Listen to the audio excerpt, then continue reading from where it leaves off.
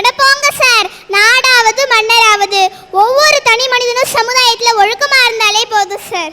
Sir எங்கற மாதிரி அட போங்க சார் நீ சொன்னோன்னு நான் இங்க போயிடலாமான்னு யோசிச்சுட்டேன். சார் நான் உங்களை சொல்லல சார், தலைப்பு சொல்றேன். தலைப்பு? உன் பேச்ச பார்த்தா எனக்கு பெரிய மலைப்பு. நீ தொடரு தலைப்பு. சார் எங்கற மாதிரி குழந்தைகளுக்கு ஒழுக்கம் எப்படி வரும்? ஒண்ணு நாங்க கத்துக்கணும், இல்ல கத்து கொடுக்கணும் சார். கத்து கொடுக்கறவங்க யாராருன்னு பாத்தீங்கன்னா, ஒண்ணு பெற்றோர்கள், ரெண்டு ஆசிரியர்கள், மூணாவதுன்னு பாத்தீங்கன்னா எங்களை சுத்தி இருக்கிறவங்க. சரி நாங்களே கத்துக்கலான்ட்டு சமுதாயத்துக்கு வந்தா இங்கு சிறுநீர் கழிக்காதே நாயே அப்படின்னு எழுதி போட்டிருப்பாங்க சார். அங்கதான் நம்ம ஆளு வந்து மோளுவான். பக்கத்துல இருந்து ஒருத்தன் வந்து கேட்பான், டேய் ஏண்டா எங்க மோல்ற அப்படின்னு கேட்பான் சார். உடனே இவன் சொல்றான், டேய் நல்லா படிச்சு பாருடா, இங்கு சிறுநீர் கழிக்காதே நாயே அது நாய்க்கு தான் பொருந்தும், எனக்கு பொருந்தான்னு சொல்லிட்டு நாயை விட கேவலமா இருக்காங்க சார். சார் இங்கதான் இப்படி இருக்காங்கன்னு சொல்லிட்டு சில சினிமாக்கு போனா அந்த காலத்துல உங்க காலத்துல பாடினாங்க சார். எப்படி தெரியுங்களா?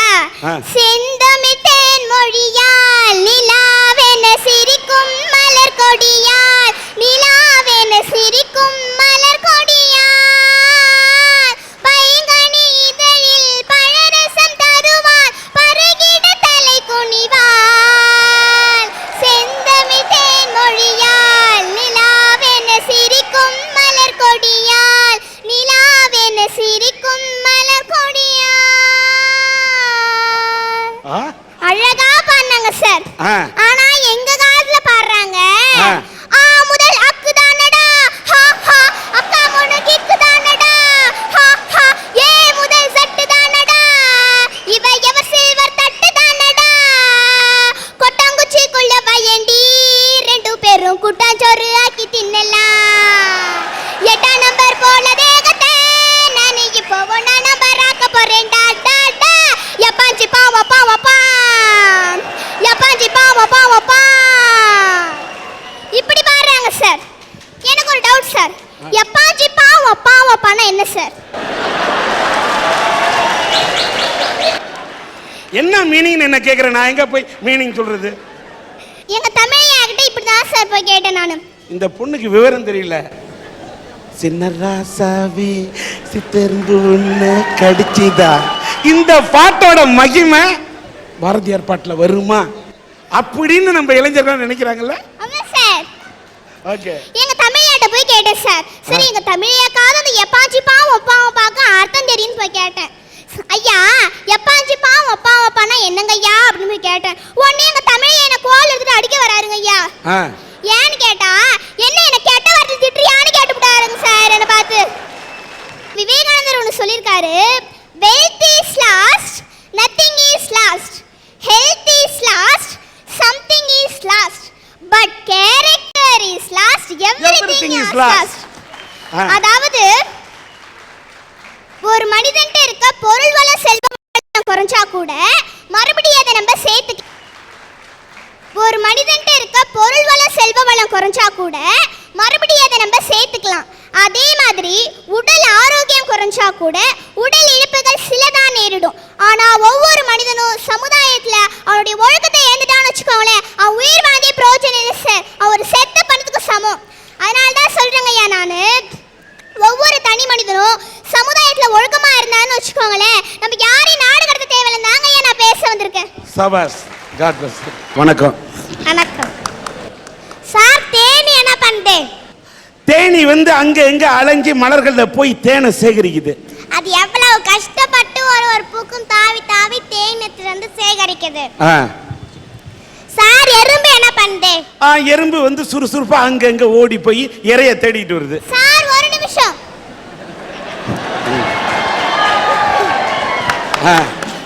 பாப்பா கேட்டாங்க எறும்பு என்ன பண்ணுதுன்னு, அதுக்கு நீங்களும் ஒரு பதில் சொன்னீங்க சார். இதே ஒரு நடிகையை கேட்டிருந்தா என்ன தெரியுங்களா சொல்லுவாங்க? சின்ன ராசாவே சித்திரம்பு என்ன கடிக்குது அப்படிதான் சார் பாடிருப்பாங்க. சீமா நீ ரொம்ப ஓவரா போயிட்டு இருக்க.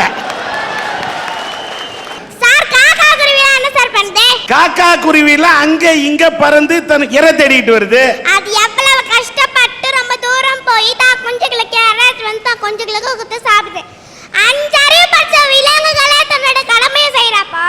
ஆறறிவு படைச்ச சில இளைஞர்கள் மட்டும் தன்னுடைய கடமையை செய்யாம வீணா பல்துப்பாக்கி இருக்காங்க சார்.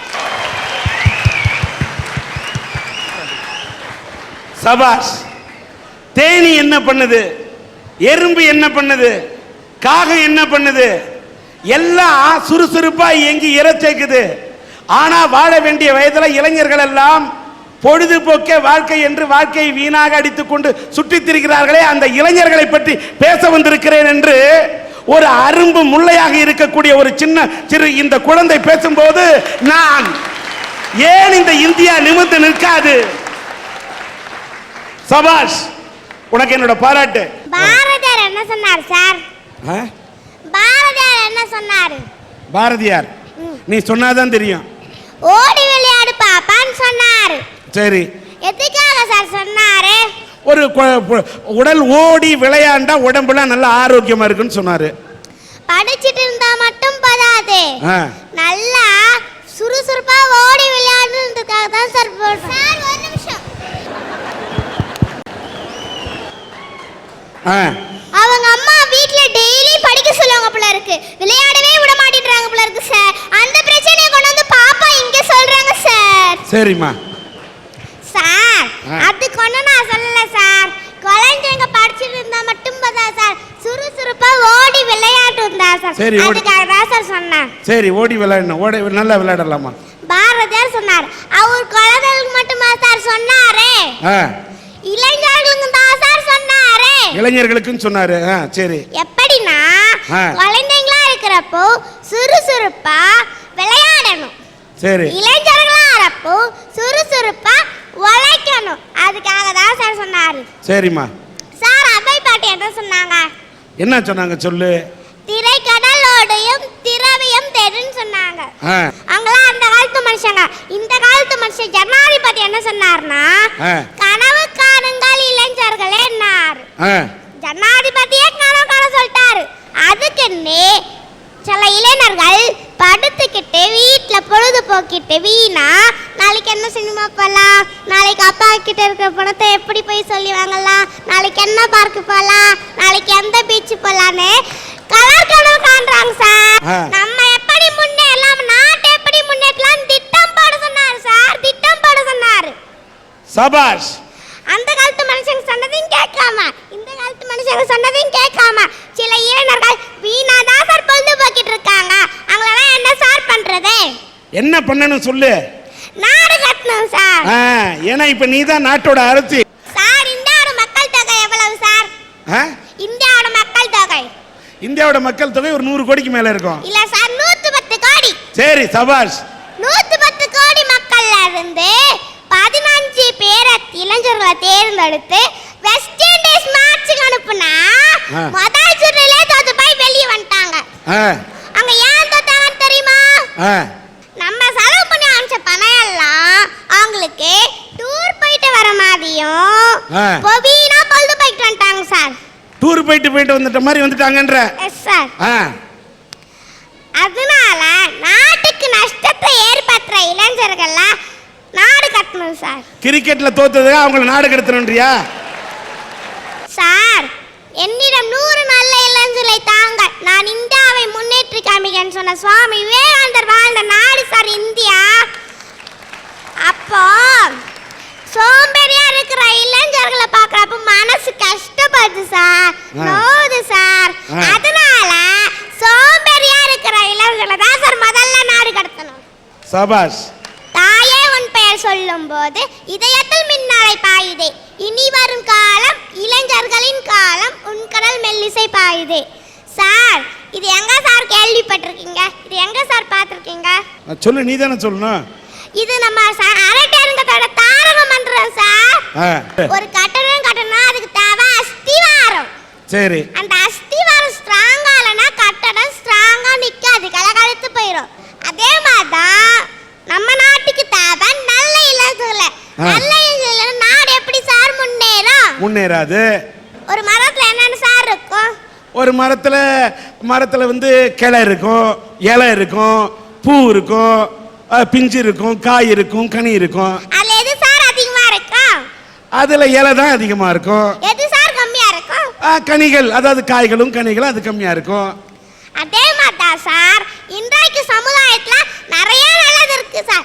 ஆனா அந்த இளைஞர்கள் கண்ணுக்கு பரது என்னன்னா அந்த கெட்டதா சார் இளைஞர் கண்ணுக்கு பருது. அதே மறுபடிதான் இருப்பேன்னு அதே வழியில போற இளைஞர்கள் என்ன சார் பண்றது? நீ தான் ஏற்கனவே முடிவு பண்ணிட்டு என்ன பண்ண, நாடு கடத்தணும்ன்றியா? Yes sir. சபாஷ். அல்லும் பகலும் தெருக்கல்லாய் இருந்து விட்டு அதிர்ஷ்டம் இல்லை என்று அலட்டி கொண்டார். விழித்தோர் எல்லாம் பிழைத்து கண்டார். கரட்டை விட்டோர் எல்லாம் கோட்டை விட்டார். சார் 83 வயசுல தமிழ் இளைஞர் ஒருத்தர் இந்தியாவே கலக்கிட்டு இருக்காரு. அவர் பேர் தெரியுமா சார்? சொல்லு. அவர் தான் சார் நம்ம கலைஞர். சொல்லு. அவர் சந்தர்ப்பம் நம்மளை தேடி வரோம், சந்தர்ப்பம் நம்மளை தேடி வரோன்னு சொல்லிட்டு திருவாரூர்ல இருந்திருந்தாருன்னா இவ்வளவு நேரத்துக்கு அவர் யாருன்னு கூட நம்மளுக்கு தெரிஞ்சிருக்காது சார். சரி. சந்தர்ப்பத்தை தேடி அவர் போனதுனால இந்தியாவே அவர் தேடி போகுது சார். Very good. சபாஷ். ஆளும் வளரணும், அறிவும் வளரணும், அதுதான்டா வளர்ச்சி சார். இந்த காலத்து இளைஞர்கள் ஆள் மட்டும் வந்துட்டாங்க சார், அறிவு வளரலையே சார். இன்னைக்கு வரைக்கும் முட்டாளா தானே சார் இருக்கிறாங்க. சரி. மூச்சு பண்ணலாம் மனிதன் அல்ல, முயற்சி செய்பவனே மனிதன். மூச்சு விடு இளைஞனே, முயற்சியை விடாதே சார். இந்த காலத்து இளைஞர்கள் தன்னோட தாய்க்கும் தாய் நாட்டுக்கும் சந்தோஷத்தை தராத இளைஞர்கள் நம்ம நாட்டுக்கு தேவையே இல்லை சார். அவங்க தான் சார் முதல்ல நாடு கட்டணும். சபாஷ். ஒரு சின்ன பிஞ்சு, இந்த பிஞ்சு குழந்தை என்னிடத்தில் கேள்வி கேட்கிறது. இந்தியாவின் ஜனத்தொகை எத்தனை என்று கேட்டவுடன் 100 கோடி என்கிறேன். புள்ளி விவரத்தோடு 10 கோடி 110 கோடி என்று புள்ளி விவரத்தோடு துள்ளி திரியும் இந்த பருவத்திலே இந்த பிஞ்சு குழந்தை பேசுவதை பார்க்கும்போது நான் ரொம்ப பெருமைப்படுறேன். அது மட்டும் இல்ல, ஒரு கட்டடம் பத்துக்கு அஸ்திவாரம் நல்லா இருந்தாதான் அந்த கட்டடம் உயர்ந்து நிற்கும் என்று சொன்னதை போல இதை போன்ற அஸ்திவாரம் இந்தியாவுக்கு இருக்கின்ற வரை, தமிழகத்துக்கு இருக்கும் வரை இந்த நாடு தலை நிமிர்ந்து நிற்கும் என்று தான் எனக்கு தோன்றுகிறது. இந்த நாட்டில் இருக்கிற ஒவ்வொரு கணவன் மனைவிக்கும் ஒரு ஆசை இருக்கு தெரியுமா? அது என்ன கனவு? நம்ம வாழ்கிற காலத்துல எப்படியாவது ஒரு சொந்த வீடு கட்டி வாழி பார்க்கணும் அப்படின்னு சொல்லிட்டு ஒவ்வொரு கணவன் மனைவியும் கற்பனை உலகத்துல வாழ்ற சாதாரண மனுஷன் தானையா நம்ம எல்லாம். சாதாரண ஒரு குருவி கூட ஏதாவது ஒரு மரத்துல கூடு கட்டி வாழ ஆசைப்படுது. அப்படிதான் எங்க அப்பாவும் ஒரு வீடு கட்டி வாழணும்னு சொல்லிட்டு ஆசைப்பட்டாரு. எங்க அப்பா ஒரு எக்ஸ் சர்வீஸ் மேன், நானும் ஒரு எக்ஸ் சர்வீஸ் மேன். எங்க அப்பா 1983 ரிட்டையர்ட் ஆனார். எல்லா சம்பளத்தையும் கையில வச்சுட்டு ஒரு ரியல் எஸ்டேட் ஏஜென்சியை போய் பார்த்தாரு. தயவு செஞ்சு நான் எல்லா ரியல் எஸ்டேட் ஏஜென்சியை சொல்ல, ஒரு சில ரியல் எஸ்டேட் ஏஜென்சிகளை மட்டும் நான் சொல்றேன். அவங்ககிட்ட போய் சொன்னாரு, தம்பி என்கிட்ட இவ்வளோ பணம் இருக்கு, என் வீட்டில் வந்துட்டு நான் 11 பிள்ளைங்களுக்கு நான் தகப்பேன், எனக்கு தகுந்த மாதிரி ஒரு ஓட்டு வீடா இருந்தாலும் பரவாயில்ல, ஒரு தட்டு வீடு இருந்தாலும் பரவாயில்ல, ஒரு குச்சி வீடு இருந்தாலும் பரவாயில்ல, ஒரு காலி வீடு இருந்தாலும் பரவாயில்ல, எனக்கு ஒரு இடம் காட்டு கொடு தம்பி. என்ன காமிச்சான், அவனும் காமிச்சான். எங்க அப்பா கிட்ட பார்த்து சொன்னா, சாமி இந்த வீடு காலியா இருக்கு, இந்த இடத்த நீ வாங்கிக்கோ, நல்ல இடம்னு சொல்லிட்டு வித்தான். வித்ததுக்கு அப்புறம் 2 மாசம் கழிச்சு தான் தெரியுது அது லிட்டிகேஷன் லேண்ட். அதாவது எங்க அப்பாவுக்கு கொடுக்கிறதுக்கு 2 மாசத்துக்கு முன்னாலேயே இன்னொருத்தனுக்கு வந்துட்டு ரிஜிஸ்ட்ரேஷன் பண்ணி கொடுத்துருக்கான். இந்த மாதிரி ஏமாத்துற ஒரு சில ரியல் எஸ்டேட் ஏஜென்சிகளை நாடு கடத்தணும்னு சொல்லிட்டு நான் பேச வந்திருக்கிறேன் சார். ஐயா, 11 வருஷத்துக்கு முன்னால எனக்கு ஒரு பேக் பெயின் வந்துச்சு. ஒரு குறிப்பிட்ட டாக்டர் கிட்ட போனேன். டாக்டர் எனக்கு இந்த மாதிரி பேக் பெயின், எந்த விதமான இன்வெஸ்டிகேஷன் பண்ணாம நாளைக்கு காத்தால உனக்கு ஆபரேஷன் 45,000 ரூபாய் ரிசப்ஷன்ல கட்டேன்னு சொன்னான் அந்த டாக்டர். நானும் பயந்துட்டு போயிட்டு மிலிட்டரி ஹாஸ்பிட்டல் இருக்கிற ஒரு கவர்மெண்ட் டாக்டர் கிட்ட போய் கேட்டேன், ஐயா எனக்கு இந்த மாதிரி பேக் பெயின் இருக்குது, ஹாஸ்பிட்டலில் போன உடனே எனக்கு ஆபரேஷன் சொல்றாங்க, எனக்கு பயமா இருக்கு, என்ன பண்ணலான்னு போய் கேட்டேன். அந்த டாக்டர் சொன்னாரு, தம்பி வயிற்று வலின்னு சொல்ல, நான் உடனே வயிற்று அறக்கிறது கிடையாதுடா வைத்தியம், வயிற்று வலின்னு சொல்லியாச்சுனாக்கா ஃபர்ஸ்ட் ஒரு மாத்திரை கொடுக்கணும், அந்த மாத்திரையில குணமாகலன்னு சொல்லியாச்சுன்னா ஒரு இன்ஜெக்ஷன் போடணும், ஒரு இன்ஜெக்ஷன்லயும் குணமாகலன்னு சொல்லியாச்சுன்னா ஒரு எம்ஆர்ஐ ஸ்கேனிங் எடுக்கணும். அந்த எம்ஆர்ஐ ஸ்கேனிங்லேயே உனக்கு ஒரு ப்ராப்ளம் இருந்துச்சுன்னா இது மருத்துவத்தில் குணமாகுமா இல்லை ஆப்ரேஷனில் குணமாகுமான்னு சொல்லிட்டு செக் பண்ணி பார்த்துட்டு ஒரு குழு அமைச்சு அதுக்கப்புறம் தாயா ஒரு டாக்டரை போய் உங்களால் நிற்க வைக்குவோன்னு சொல்லுவான். எவனுக்கோ ஒரு டாக்டருக்கு 50,000 ரூபாய் தேவைப்படுற நேரத்தில் நீ போய் மாட்டியிருக்க, அவன் உன்னை மிஸ்யூஸ் பண்ண பார்த்துருக்கான், நீ இப்போ இங்கே ட்ரீட்மெண்ட் பண்ணுன்னு சொன்னாரு. உண்மையா சொல்றேன், 11 வருஷமாச்சு ஆபரேஷன் பண்ணாமலேயே நான் இன்ன வரைக்கும் நல்ல விதமா இருக்கிறேன். ஐயா, கர்ப்பிணி ஒரு பெண் கருத்தரிக்கும் காலத்தில் இருக்கிற சந்தோஷம் டெலிவரி டைம்ல இருக்கா? இல்லையே. ஏன்? இன்னைக்கு அந்த காலத்துல ஒரு 1000 டெலிவரி ஆகுதுன்னு சொல்லியாச்சுனாக்கா வெறும் 50 டெலிவரி தான் சிசரிங் இருக்கும். இன்னைக்கு அப்படியா இருக்கு? இல்லையே. அப்படியே உல்டா பண்ணி போட்டாங்கல்ல. இது ஏன்? அந்த கேவலம் அவனுக்கு கிடைக்கிற ஒரு 10,000 ரூபாய் 15,000 ரூபாய் சம்பளத்துக்கு ஒரு சுகப்பிரசவம் அடையக்கூடிய ஒரு பெண்ணை வைத்த அறுத்த அந்த குழந்தைய வெளியில எடுக்கிறியே, இது மனித நேயம் உள்ள செய்யற டாக்டர் செய்யற வேலையா? அந்த மாதிரி டாக்டர் நாடு கடத்தணும்னு சொல்லிட்டு நான் பேச வந்திருக்கிறேன் சார். ஒரு நிமிஷம் சார். எல்லா டாக்டரையும் குத்த சொல்லாதீங்க சார். குஜராத்ல பூகம்பம் வந்துச்சு, அந்த ஊரே ஸ்தம்பித்து போச்சு, கரண்ட் கட் ஆகி போச்சு, பல வீடுகள் இடிஞ்சு விழுந்துருச்சு சார். அதுல ஒரு பள்ளி கட்டிடமே இடிந்து விழுந்துருச்சு. ஆயிரக்கணக்கான குழந்தைகள் இருந்துட்டாங்க. 40 கணக்கான குழந்தைகள் உயிருக்கு போராடிட்டு இருக்காங்க. அப்போ ஒரு டாக்டர் குழு வந்துட்டு இருக்காங்க சார். வந்து பார்த்தா அந்த 40 குழந்தைங்களுக்கும் வந்து ரத்த வெள்ளமா ஓடிக்கிட்டு இருக்கு. அந்த ரத்த வெள்ளத்தை நிறுத்தணும்னா ஆப்ரேஷன் பண்ணணும். ஆப்ரேஷன் பண்ணணுமா வந்துட்டு கரண்ட் வசதி வேணும். கரண்ட் துண்டிக்கப்பட்டுருச்சு. அதில் ஒரு சில டாக்டர் சொல்கிறாங்க என்ன தெரியுங்களா சார், டார்ச் லைட் அடிங்க சார், டார்ச் லைட் வெளிச்சத்தில் நாங்கள் ஆப்ரேஷன் பண்ணுறோம்னு சொல்லிட்டு ஆப்ரேஷன் பண்ண டாக்டர் நம்ம நாட்டில் இருக்காங்க சார். சபாஷ். சூப்பர் ரக்கனு, சூப்பர் பஞ்ச் அடிச்ச. ஏன் சொல்றேன் தெரியுமா? அந்த குஜராத்ல இருந்த வைத்தியம் பண்ண அந்த 40 டாக்டரும் எனக்கு தெரியும். இதே கார்கில் வார்ல நம்ம தேசத்துக்காக உயிர் விட்ட ராணுவ வீரர்களுக்காக ஊழியம் செஞ்ச அந்த நல்ல டாக்டருக்கும் தெரியும். அந்த நல்ல டாக்டருக்கும் இந்த நல்ல டாக்டருக்கும் 1362 919 ஹவுல்தார் செல்வநாதன் சல்யூட் அடிக்கடா குட்டி உகராகன்னு. ராணுவத்திலிருந்து வந்த ராணுவ வீரனே, என் இந்திய மண்ணின் பெருமையை எடுத்துரைக்க வந்த உன் வீரத்தை பார்த்து, உன் ராணுவ வீரத்தை பார்த்து உனக்கு நான் வணக்கம் செலுத்துகிறேன்.